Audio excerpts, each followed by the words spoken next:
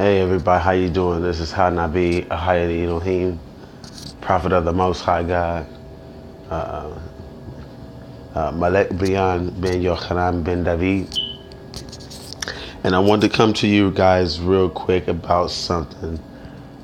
Just very, very short, man. I want to play this video for you guys, man. It's probably going to be about 3.5, maybe 4 minutes worth of video. So it's not me talking. You won't get bored and want to end up passing that up. But I know Christmas is coming up soon, or Xmas, or, you know, the happy holiday, or I'm not sure how you guys say it nowadays. It's coming up soon.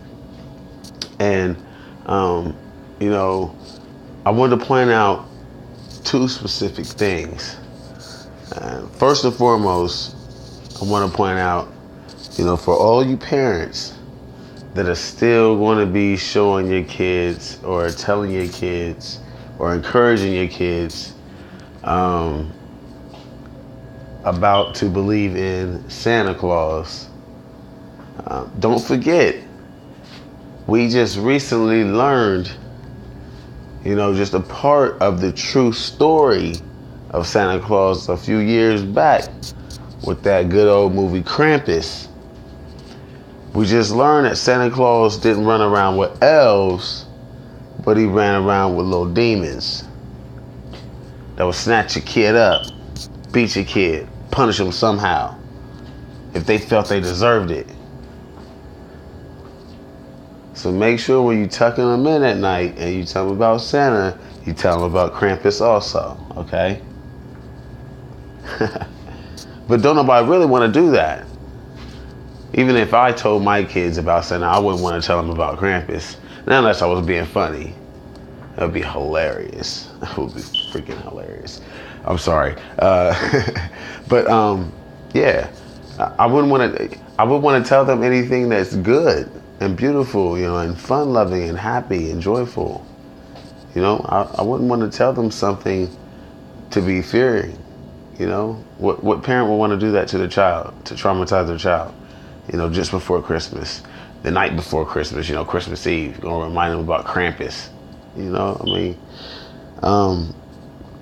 anyway, but the second thing though is, and then a lot of people are starting to figure this out, which, you know, this may be one of the reasons why, you know, Xmas could be appropriate, simply because, you know, a lot of people have been awakened to the knowledge that Christ was not born on the 25th, that many other deities were actually born on that date.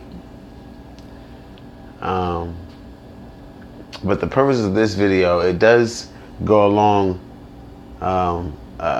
Christ being born, and it does go along talking about the December 25th date. But there's a little bit of extra information in there, and one little acorn I think I want to go ahead and give you guys is that it was the Christian's choice. All right, get this. It wasn't the higher ups like the bishops or the priests or maybe even the emperors, you know, or something like that. It was the actual parishioners. It was the early church goers. It was the Christian's choice to want to continue this pagan holiday. Now, the only reason why I gave you that acorn is because I want you to understand now, these Christians were European, right? They weren't Palestinian. Okay, we can use that terminology to speak about the land. All right, they weren't Palestinian. They were European, so they were already used to these type of celebrations. And so when they switched over and became Christian, they didn't want to let go of those type of celebrations. So they willingly, they knowledgeably, knowingly, and willingly transferred and infused pagan holidays and pagan activities into their new Christian religion. Okay, but understand that they didn't get to walk with Yah. They didn't get saved from Egypt. They weren't in the desert. They didn't get to charge into the land of Canaan to overtake it.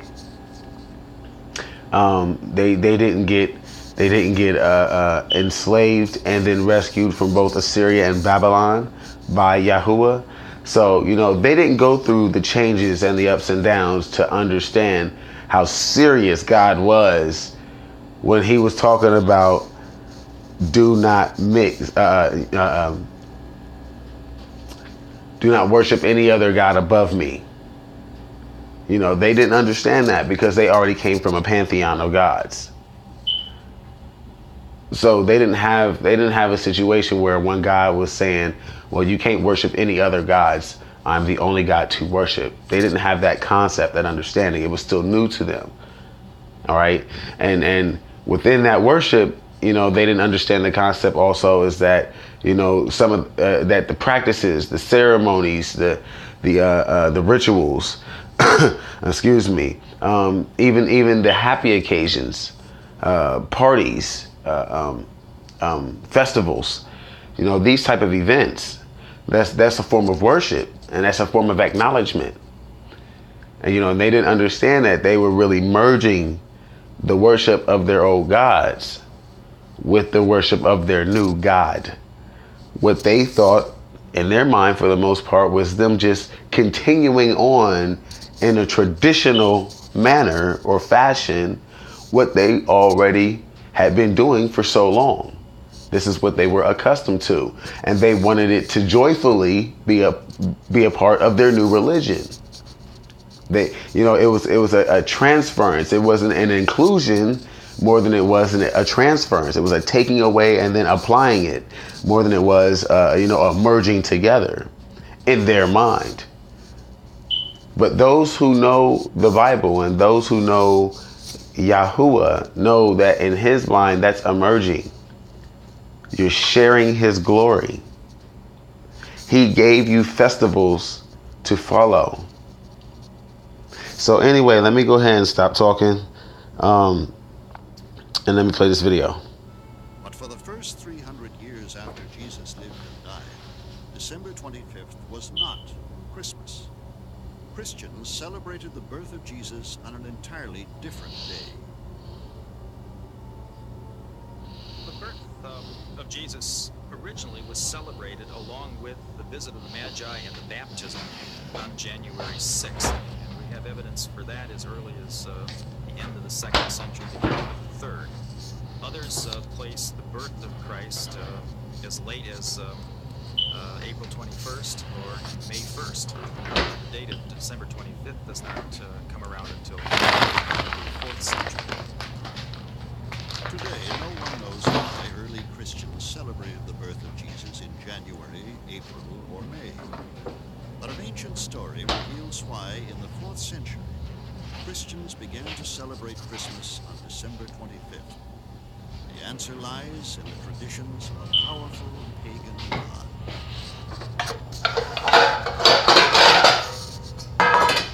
The sun's unconquerable power and dazzling majesty made it a favorite deity of the Romans. Romans believed that the sun was reborn each year at the winter solstice, the shortest day of the year. Now, I want to pause and just say this real quick. You notice how the December 25th holiday is really about venerating the sun, the veneration of the sun, the worship of the sun in the sky, not the Son of God, the sun in the sky. Okay? I want you guys to understand this also. That is the same reason and purpose behind going to church on Sunday. Even notice how the way the word is spelled. It's spelled S-U-N with a sun in front of the day. If you look that up, Constantine said that is the venerable day of the sun.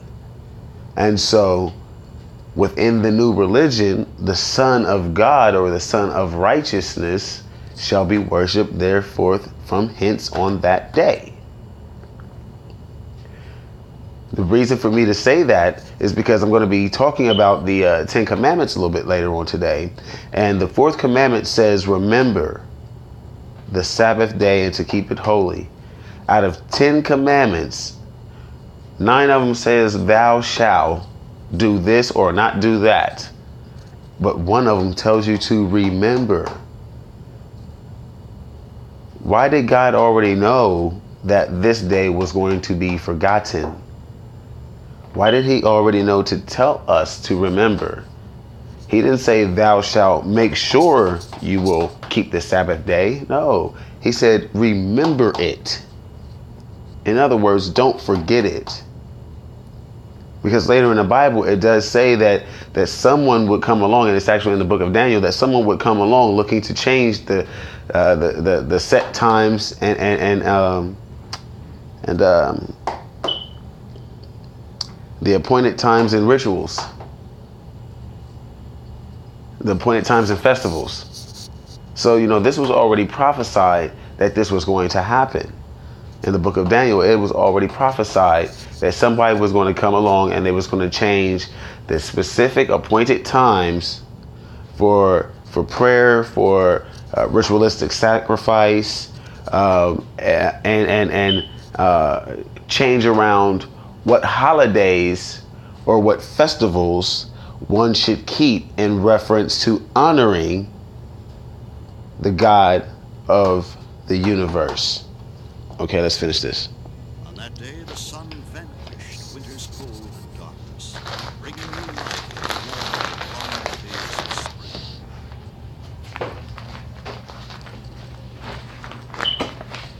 Today, the winter solstice falls on December 21st. But for the Romans, the winter solstice fell on December 25th, the day they declared holy the sun. On December 25th, worshippers of the sun lit candles in its honor. They feasted and offered each other gifts. It was an immensely popular celebration in which Christians freely participated. The church disapproved of its members celebrating with pagans, but nothing could separate Christians from this festive pagan holiday.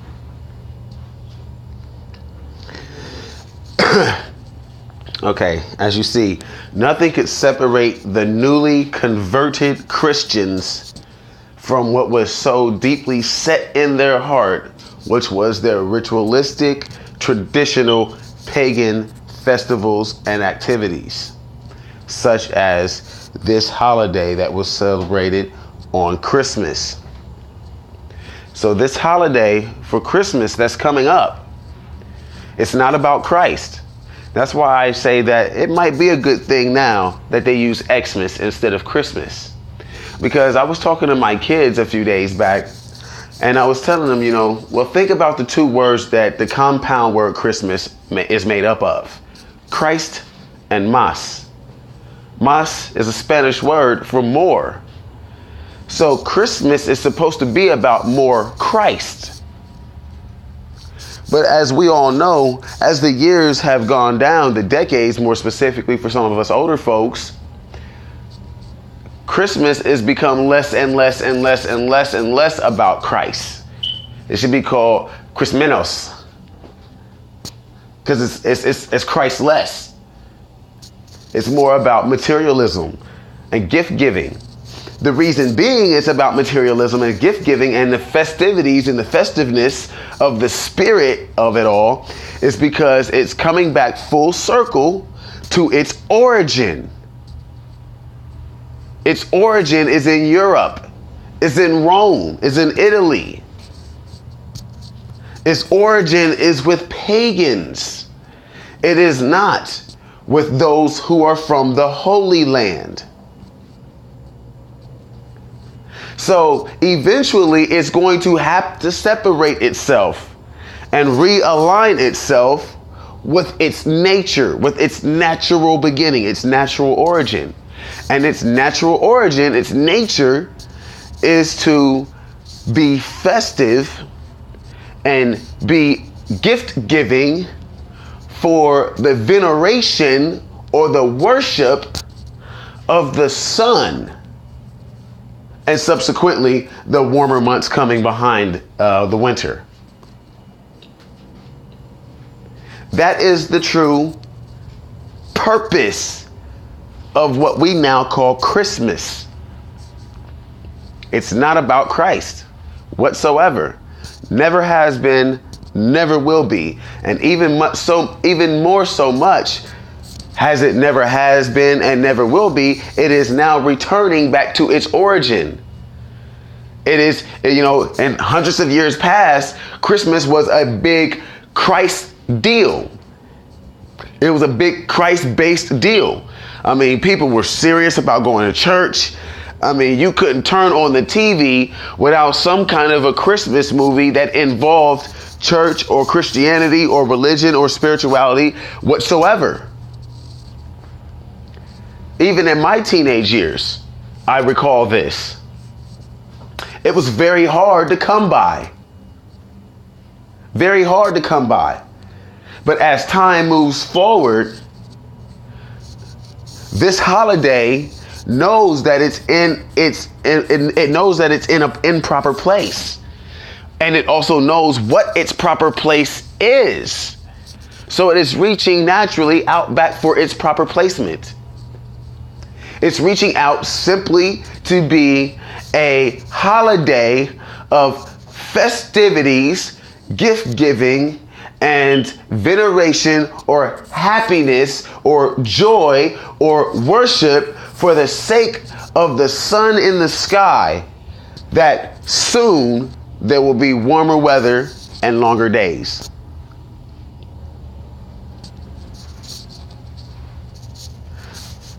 See, this is the type of information that people really need to know, that they really need to find out, they really need to research and learn on their own.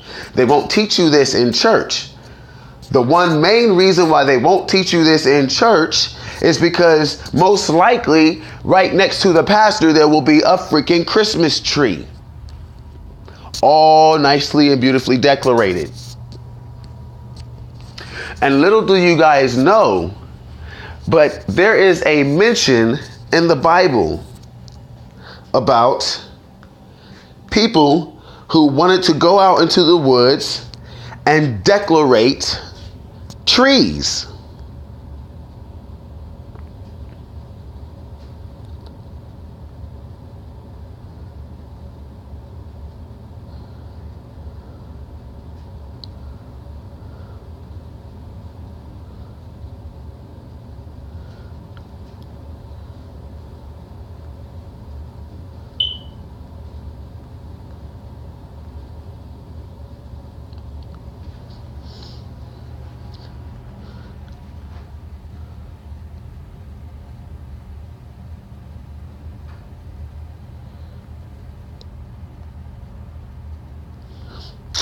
Okay.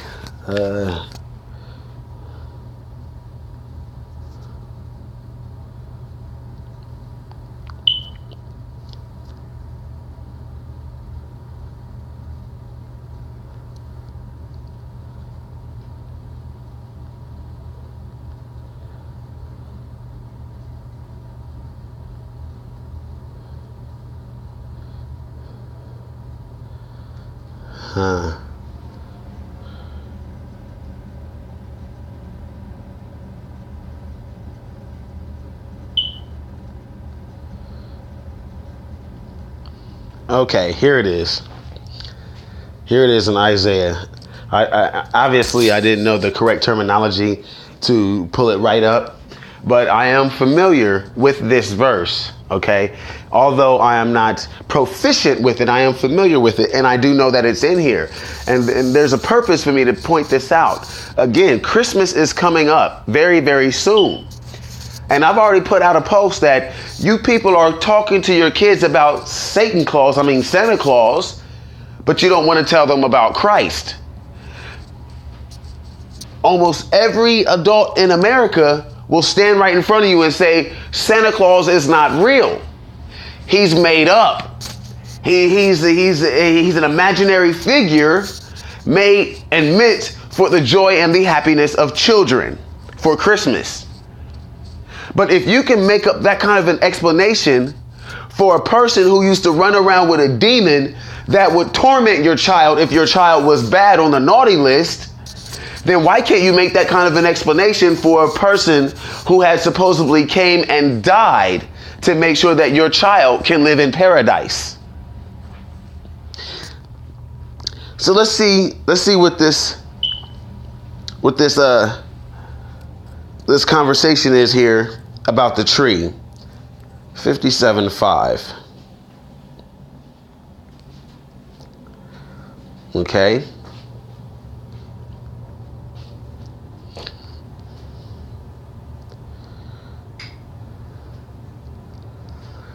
You worship your idols with great passion beneath the oaks and under every green tree.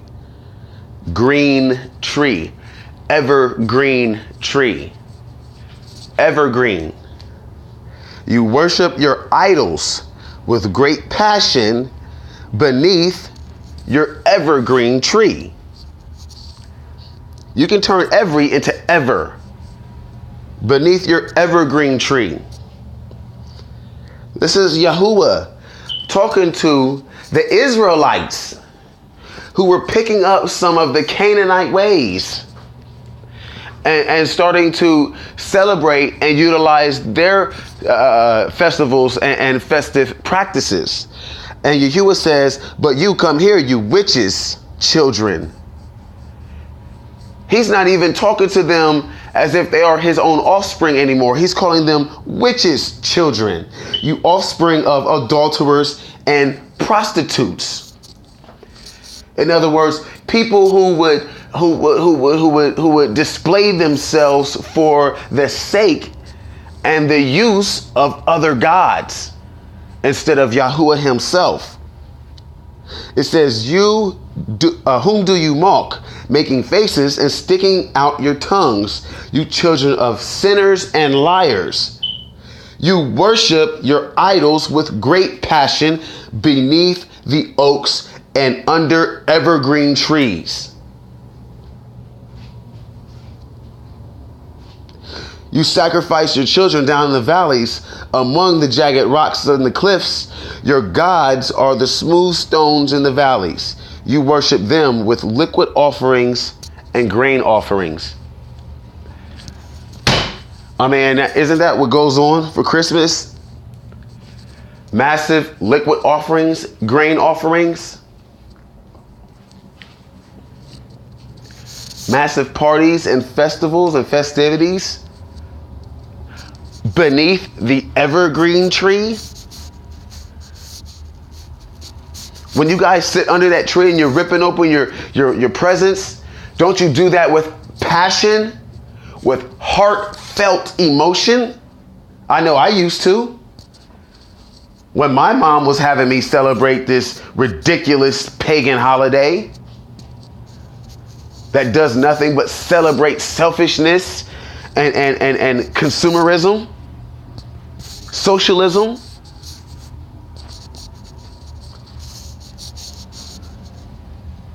I know I had mad passion.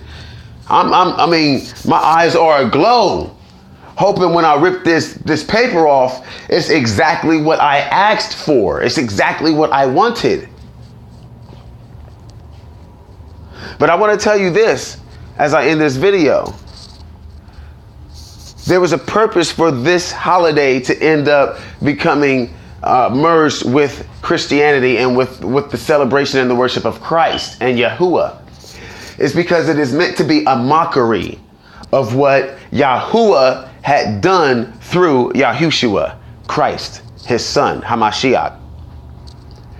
As I just mentioned, everybody sits under the tree with passion, with expectancy in their eyes, hoping and expecting that once they rip that paper off, it's going to reveal that they are going to receive exactly what it was that they had asked for.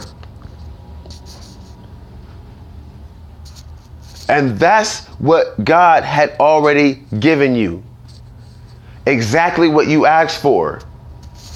You want to live in a place of paradise, in a place of joy, in a place of happiness, in a place with no sorrow, in a place with no pain, in a place with no death, Well, he's giving you that opportunity in his son, Yahushua HaMashiach. That is the gift that you need to sit down with passion and expectancy in your eyes and unwrap, expecting to get exactly what you asked for. Because Yahushua himself said, ask and it shall be given to you. Look and you will find it. Knock and the door will be opened. So anything that you really, really want, if you ask for it, if you ask God for it, believing that he will give it to you, believing that it is a good thing and it is within his will and he will not want to withhold that from you, then you are already getting exactly what you want. You just have to wait for that time to come, for the present to be presented to you, so you can sit down with passion and expectancy in your eye, ready to rip that paper off so you can see and reveal and receive exactly what you asked for. This holiday is a complete and total sham and mockery. And no self-respecting Christian, no God-fearing or Christ-revering Christian should in any way, shape, form, or fashion acknowledge and even furthermore, much less than celebrate this holiday, because it is an exact attack against the very faith that you say you stand upon. It is a mockery against the very Savior that you say you are waiting on. It is completely against the rules and the laws of the God that you say you believe in. God said, thou shalt not make any graven image to bow down or to worship it. And thou shalt not have no gods above me, for I am a jealous God,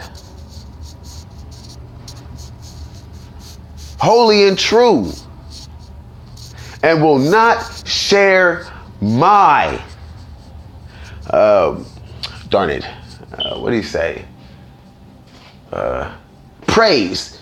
He will not share his praise with anyone else. No one else.